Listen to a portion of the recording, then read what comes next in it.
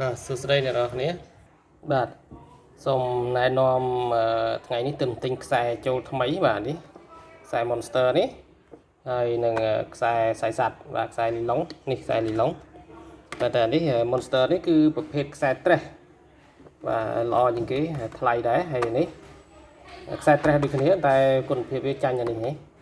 បាទអញ្ចឹងខ្ញុំនឹងធ្វើវីដេអូជូនអ្នកនរគ្នាមើលមួយអំពីគុណសម្បត្តិគុណវិបត្តិបាទរបស់ខ្សែ Tres ហើយនឹងខ្សែខ្សែស័តយ៉ាងគួរធ្វើម៉េចបាទនេះគឺខ្សែដែលខ្ញុំទៅទិញមកថ្ងៃមិញបាទពីថ្ងៃមិញហ្នឹងជូនកូនទៅសាលាមកវិញឈៀងចូលទិញទៅហើយគឺគាត់ហាងសន្ទូចហ្នឹងគឺគាត់ណែនាំខ្ញុំឲ្យប្រើខ្សែហ្នឹងគាត់ discount ឲ្យខ្ញុំដូច្នេះទៅខ្ញុំក៏អរគុណគាត់ដែរខាង Mr. សៀងបាទនៅផ្លូវក្រោយមេភ្លើងយ៉ាងហ្នឹងបាទគាត់មានលក់គាត់ដាក់ហាងកង់ប៉ុន្តែកង់គាត់មកល្វែងហើយនឹងដងសន្ទូចគាត់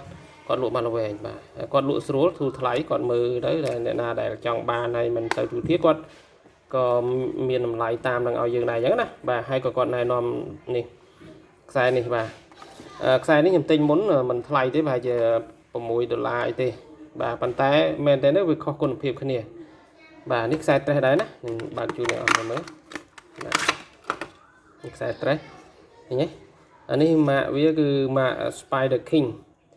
មែនតែនទៅវាជាប់បាទ100ម៉ែត្រជាទូទៅខ្សែវា100ម៉ែត្រណានេះខ្សែណាមែនតែនទៅវាមិនកម្រថាមិនជាប់ខ្សែ Tres ជាប់មែនតែនជាប់រហូតដល់ទាញមកសុខចិត្តដាច់ផ្លែឬក៏ដាច់អាលាខ្សែបាទប៉ុន្តែរបៀបនៃការប្រើគុណភាពរបស់វាគឺវាខុសគ្នាត្រង់ថាគប់ទៅវាឆាប់វាន់ឬក៏វាទូចឬក៏វាធំជាងវាខុសគ្នាដូចគ្នាបាទដូចអានេះវាទូចមែនតើនេះខ្ញុំមើលណាអូខេឥឡូវខ្ញុំបើកនេះឲ្យមើលមួយខ្ញុំបើកអានេះតន់បានទេទៅបើកនៅពេលទៅថតឲ្យអ្នកនរគ្នាមើលហ្នឹងនេះឃើញទេអានេះវាដាក់ QC pass បានន័យថា QC pass ហ្នឹង quality control pass បានន័យថាវាបានឆ្លងកាត់ការត្រួតពិនិត្យសុខភាពហើយត្រួតពិនិត្យគុណភាពបាទត្រួតពិនិត្យគុណភាពហើយមួយដុំហ្នឹងតម្លៃប៉ុន្មានអ្នកនរគ្នាបាទ Monster ហ្នឹងគឺមួយដុំវាតម្លៃ$12បាទ$12បាទ$12នេះទំហំវានេះទំហំវាមានប្រាប់នៅកន្លែងហ្នឹងណាអានេះ0.28 មីលីម៉ែត្របាទ0.28 មីលីម៉ែត្រហើយអានេះវាដាក់អានេះ0.45 មីលីម៉ែត្រនេះអញ្ចឹងមកវារៀងធំជាងខុសគ្នាចង់ពាក់កណ្ដាលបាទអានេះ0.28ប៉ុន្តែវានិយាយពីជាប់ដូចគ្នានេះសូមអានបកឲ្យអ្នកនរគ្នាមើលតែម្ដងនេះបាទនេះខ្សែ Tres អាហ្នឹងគេហៅខ្សែ Tres ណាថ្ងៃនៅមុនវីដេអូមុនហ្នឹងខ្ញុំបង្ហាញជូនខុស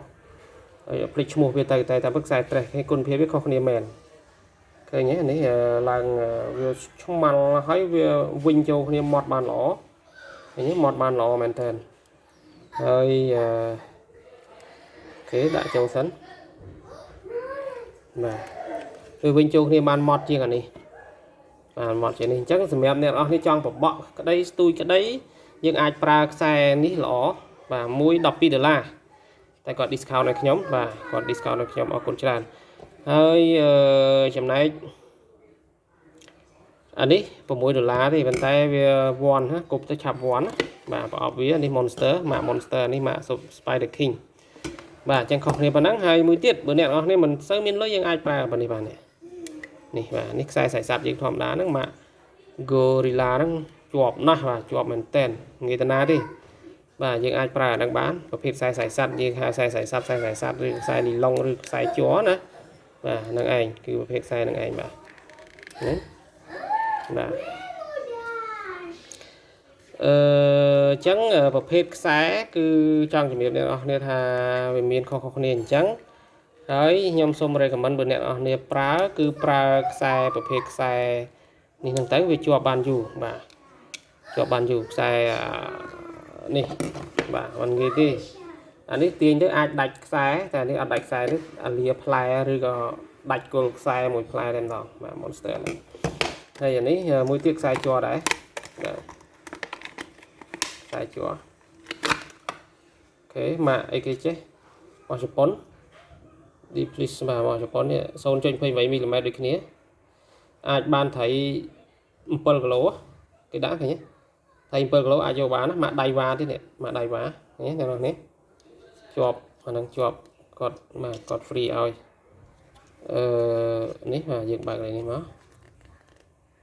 នេះយើងបើកនេះចេះមកនេះឃើញស្មាល់ទូអញ្ចឹងប៉ុនកុំថាណាជាប់ណាមកទូបន្ទាញរយៈដៃបាទនេះអាហ្នឹងខ្សែលីឡុងយើងខ្ជិលចង់ប្រើខ្សែត្រេះវាថ្លៃពេកប្រើខ្សែហ្នឹងក៏បានខ្សែនេះមិនថ្លៃទេមកនេះវាមិនថ្លៃទេវាជា12000 20000អីហ្នឹងឯងបាទហើយជា4 5រៀលអីហ្នឹងសម្រាប់ខ្សែហ្នឹងបាទនេះបិទក្រូមេវិញអញ្ចឹងបាទហ្នឹងអូខេអញ្ចឹងអានេះប្រភេទខ្សែដែលយើងអាចប្រើបានដងស្ទួយទូទៅប៉ុន្តែគប់បបក់អីបើត្រីធំអាចដាច់តែបើត្រីនេះចង់ខ្ញុំហ៊ាននិយាយថា5គីឡូឬអីអត់បញ្ហាសឹងតែ10គីឡូបើយើងចេះយកត្រី10គីឡូក៏បានដែរខ្សែនេះបាទខ្សែប្រភេទខ្សែហ្នឹងបាទអញ្ចឹងអានេះខ្សែត្រេះអានេះខ្សែជ័រប្រភេទខ្សែជ័រឬខ្សែលីឡុងឬខ្សែសៃសាត់អានេះគឺគេហៅថាខ្សែត្រេះបាទនេះគេហៅខ្សែត្រេះដែរតែពណ៌ហៀវប្រផេះអានេះខ្សែត្រេះដែរតែពណ៌បន្លំមួយទឹកបានណាយើងអាចខ្ញុំ recommend ថាអ្នកនរនេះអាចប្រើនេះទៅល្អមែនតើគាត់ឲ្យមកមិនខុសទេមែនតើបាទហើយអានេះគឺខ្សែជ័រដែរខ្សែលីឡុងដែររៀងប្រភេទធំជាងនេះបន្តិចបាទធំជាងនេះបន្តិចគឺវាអាចនេះបានបាទអាចស្ទូចត្រីធំបានប៉ុន្តែខ្ញុំធ្លាប់ស្ទូចអានេះត្រីខាំមាត់ត្រីចាបធ្លាប់ស្ទូចត្រីចាបទៅដាច់បាទដាច់មាត់ដាច់មិនមែនដាច់មាត់ទេដាច់ខ្សែវាខាំទៅដាច់ខ្សែហ្នឹងតែម្ដងហ្នឹងបាទចឹងអូខេអរគុណច្រើនវីដេអូថ្ងៃហ្នឹងគ្រាន់តែបង្ហាញជូនអំពីខ្សែបាទខ្សែដែលគួរប្រើតើគួរប្រើខ្សែណាហើយប្រភេទណាហើយប្រភេទណាគេហៅខ្សែត្រេះប្រភេទណាគេហៅខ្សែសៃសាត់បាទហើយប្រភេទណាគេហៅខ្សែជ័រខ្សែអីហ្នឹងបាទចឹងអរគុណច្រើនខ្ញុំមានប៉ុណ្ណឹងវីដេអូហ្នឹងហើយអ្នកនរគ្នាមានចម្ងល់មានអីឬក៏ចង់តំណាក់តំណងរឿងអីឆ្ងល់រឿងប្រើខ្សែអីឬក៏យ៉ាងម៉េចយ៉ាងម៉ាអាច comment នៅក្នុងវីដេអូហ្នឹងមកខ្ញុំនឹងនេះជូនបាទខ្ញុំនឹងឆ្លើយជូនភ្លាមនៅក្នុង comment បាទនៅពេលតាមអាចធ្វើទៅបានមិនអាចបានភ្លាមអាច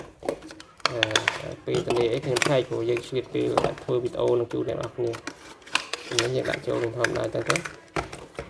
នេះគឺខ្សែនេះ monster ហ្នឹងអូខេបាទអរគុណច្រើនសម្រាប់ការទស្សនានៅតែងតែគ្រប់គ្រងនៅ channel របស់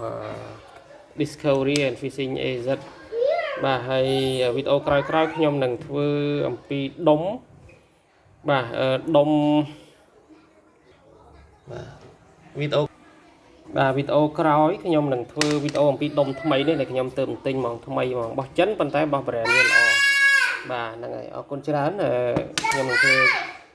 វីដេអូថ្មីជូននៅដុំស្ទូចខាងក្រោមហ្នឹងបាទអរគុណច្រើន